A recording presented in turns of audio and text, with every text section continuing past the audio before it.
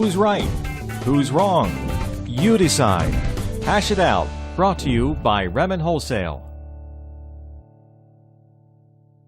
Hi, I'm Carl Markman with Berman Wholesale. We're incredibly proud of our history of educating and partnering with the broker and banker community to prepare you for what's next. We've always been committed to same-day turn times on initial underwrites, which allows us to earn your business each and every day. We're happy to sponsor the following program. Hi, I'm Andrew Berman with the Mortgage News Network. Thank you for watching another Hash It Out sponsored by Berman Wholesale.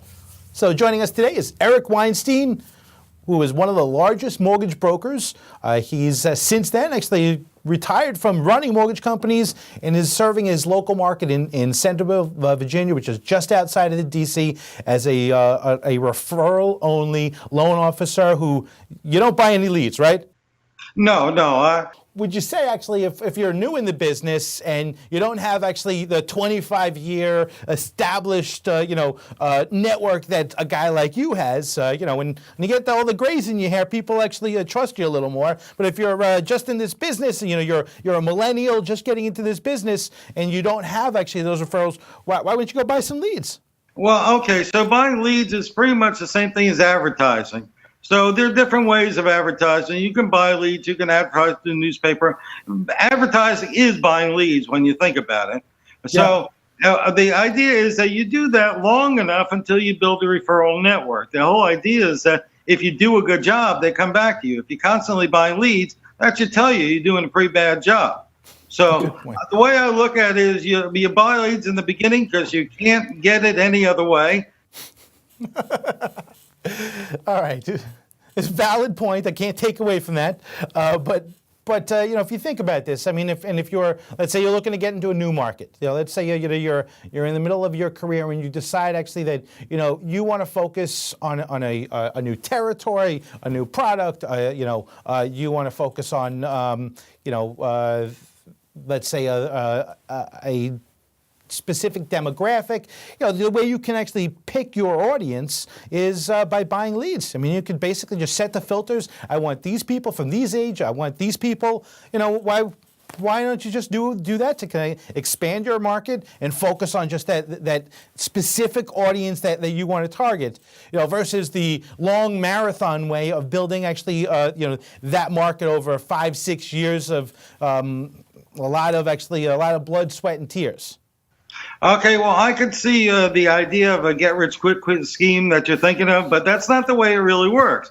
See, when you spend money on advertising, there's an old saying, 90% of your advertising dollars wasted. You just never know which 90% it is. If you knew what your market was and you were able to get it, and then advertising would be easy, but that's not the way it works. Advertising, you throw a lot of money at things and you hope it works. And trouble is, if it does work, everybody else thinks it works too, and then all of a sudden it doesn't work anymore because everybody's doing it.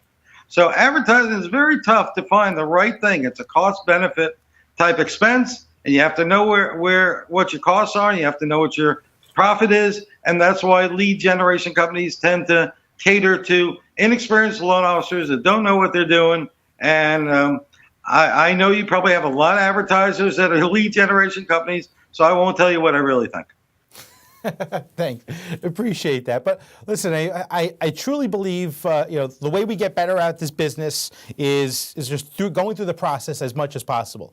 Now, someone like yourself who's been around through 2.5 decades, you've gone through a lot of transactions. Now, the way actually a short path of someone to be able to to get to that point is to try to do as much loans as possible, and the fast track to do that is by buying leads.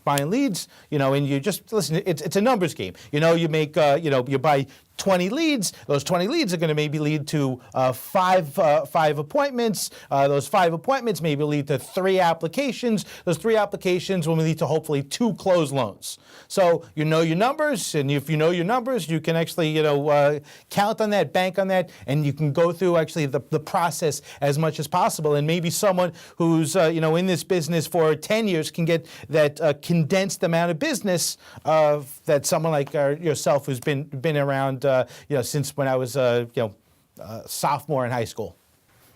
I agree. When I first started, I used to do flyers and mailboxes, and you just get the name out. Advertising is basically just letting people know what you do, whether it's Facebook or LinkedIn or whatever you might have.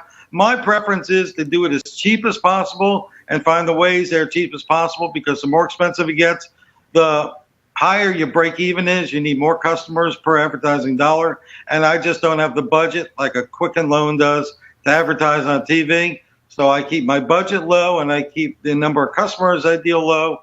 But if I had a big office with a ton of inexperienced people, then yes, and I had deep pockets like you do, then I would be spending money like crazy. And if I had your money, I'd burn my money, because why would I need my money if I had your money?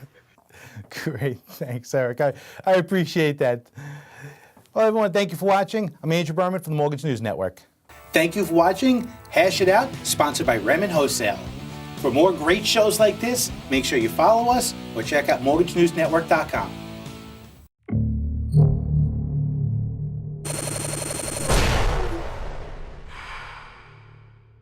This is Mortgage News Network.